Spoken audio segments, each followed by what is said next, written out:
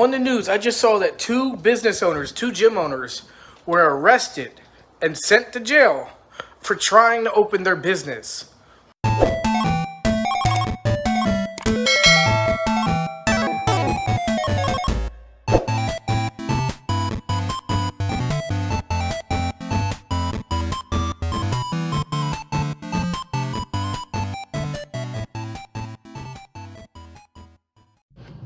Okay, so this video is going to be slightly a little bit different as what our favorite YouTuber Hippozone has to say. I completely 100% agree with everything that he says in this video, but he doesn't really go into too much detail about his stuff.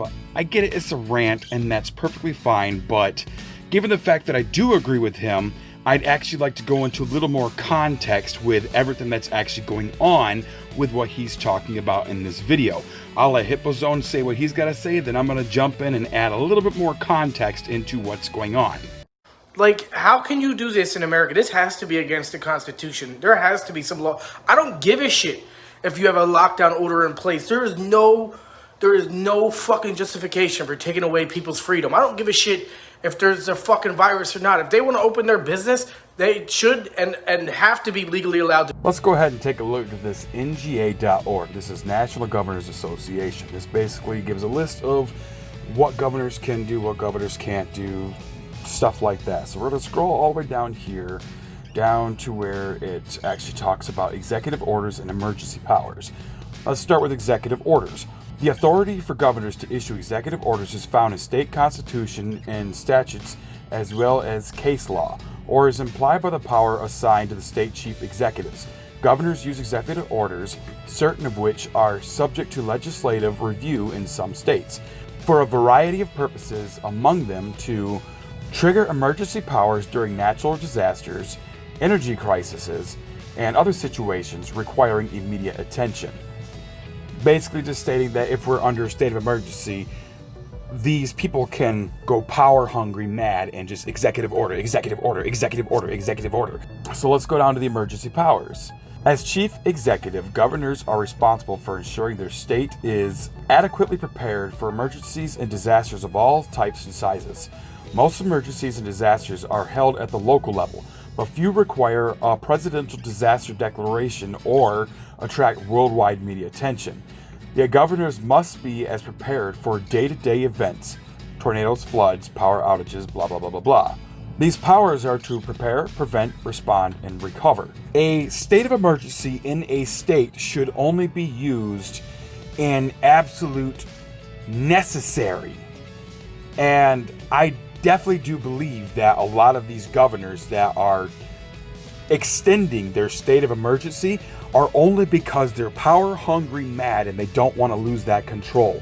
That power has gone straight to their frontal cortex and they've gone all ooga booga, power, power, hungry, hungry, mad, mad, need, need, no, no, mine, mine. And it's driven them power mad. They don't want to lose that power of, no, you can't do what I say. It's my state. And that's pretty much where these governors have gone to, is they're completely power hungry. And the funny thing about this is it's all Democratic states that are forcing all this stuff. A lot of your Republican states, they do have emergency protocols in place, but they are allowing businesses to open. They're allowing tanning salons and they're allowing gyms and restaurants to stay open as long as they do it safely. It's the Democratic ones that they're like, power, power, gotta have the power since our president didn't win, I need power. That's the issue we're having right now. To do so. Like, you cannot tell somebody they have to close their business and ultimately probably go into debt or go bankrupt simply because you're scared of a pandemic. Isn't this why we have the Constitution? So the people are free to do what they wish? Isn't that why we have human rights and freedom of speech and everything else the United States is supposed to stand for? This is dictator type shit. You don't tell somebody they can't open a business and then when they do, lock them up.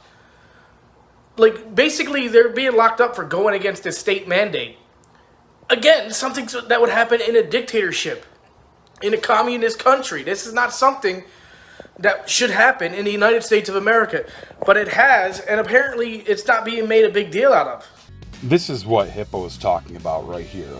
New Jersey gym owners arrested after repeatedly defying COVID shutdown order. The two owners were arrested on Monday morning for continuing to operate their business in defiance of Governor Phil Murphy's COVID-19 orders for indoor workout facilities to remain closed. Ian Smith, 33, and Frank Trembetti, 51, hope I got that right, owners of Atlas Gym in the Camden County town of Belmar, were taken into custody at their business where they have been staying since last week, officials said.